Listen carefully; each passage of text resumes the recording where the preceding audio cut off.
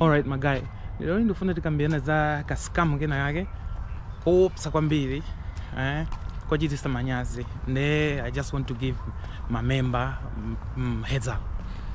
Tawi zina ukakhala uli pa Facebook or pa Instagram muzalandira text or kaya muzamba bwanji kaya kucheza ndi munthu amene yoyo zango basic kuti zatani zamba kuyenda kachika makhala kokongola kaya kali ku Philippines kaya kali kutiko kaya kali ku UK ndiye mucheza pamene pajava. Where do you live, what do you like, kena kusikulina hake kena kusikulina hake azapanga zoti chani azapanga zoti meshe kena kusikulina hake azapanga zoti mukhale ndi chani ndi phone sex kamfana kena kama ndi yang'ana ndiye muzapanga phone sex ija popo inuyo muli pa room chikija itiko kaya bunyulani inuyo mukamaliza baja mudikira ka 3 days chikija izakupasani text kunena kuti achimwene inapanga record what we did that day.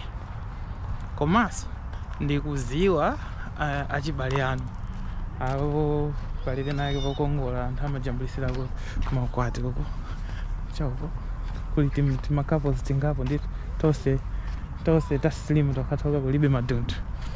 Alright, ndiye after 3 days ija chikija zadani izakuza napanga record ndipo pa profile yanu ija ndawona achibale yanu akuntchito kwanu ndi atumizira recording ija ngati simundipasa ndalama.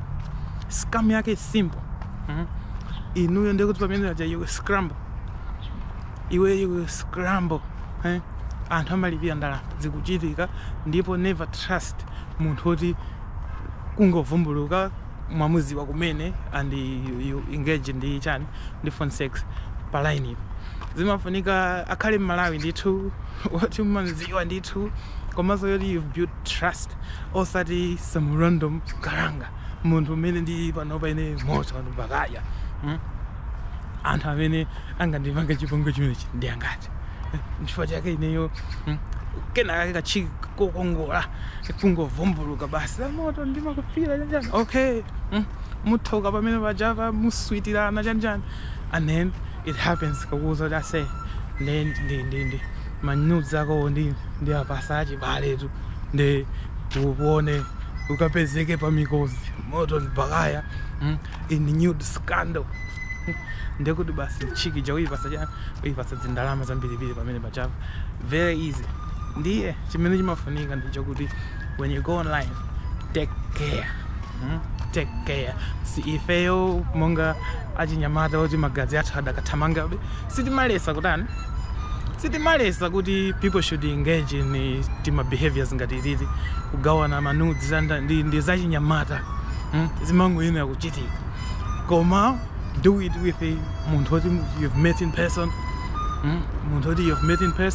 munthu oti mukuziwana, munthu oti mukudalira and if you can, especially kwa azimayi athu kumalawi ukaonesa nkhope ndiyovuta kwambiri kwa mzimayi, kwa nyamata or just surrounding your cage nde imazaphulika no scandal ngati imene yoyo you will not have a place to go.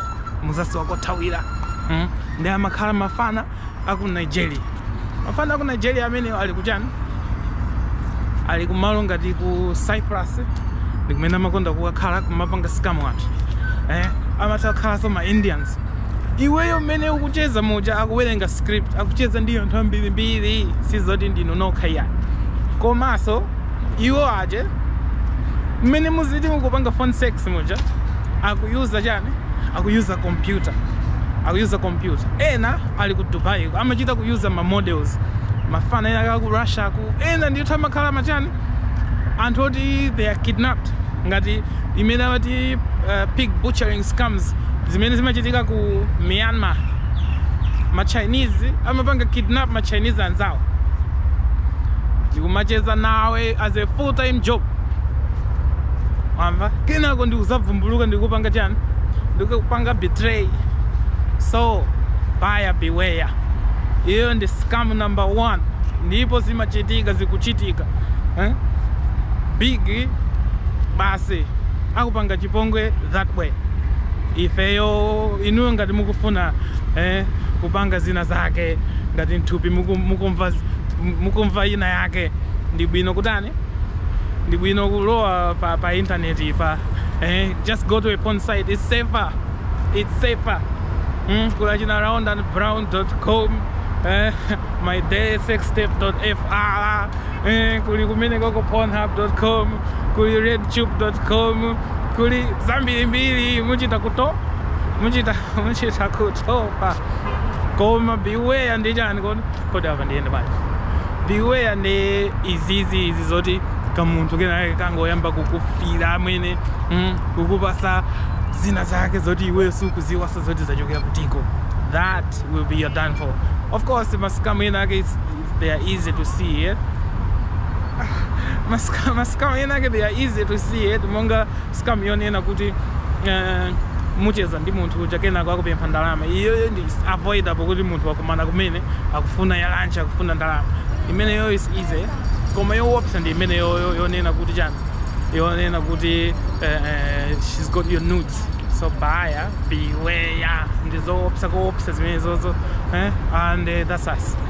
Ndizo opsa zimene zozo ndipo kwa chinyamata amene muli msinkhu wangaho and younger be careful mukamapanga chani, mukamapanga ti maupo pa Facebook pa Instagram, makamaka Instagram ndi ya chabe anthu aja makhala chani, amakhala ma professional anthu aja ndi ma scammers msamaone ngati kuti akufirana.